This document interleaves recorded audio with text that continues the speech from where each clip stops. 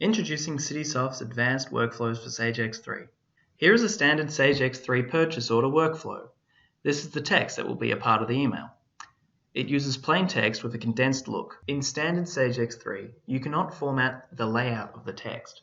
The sign, reject, and display option links are displayed as full URLs. The CitySoft Advanced Workflow module turns the plain text workflows into easy-to-read HTML workflows.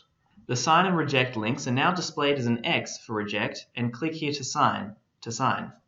You can have text or a picture for either link. The view option links are now displayed as click here to view in the option of your choice. Additionally, the links can also be displayed as images like the sign and rejection links. The full features of the CitySoft Sage X3 workflows product include supports user authentication to connect to the company SMTP server. With standard Sage workflows, this takes place without credentials. It enables you to add a CC on the same email. Standard Sage creates multiple emails, one for the to recipient and one for the CC recipients.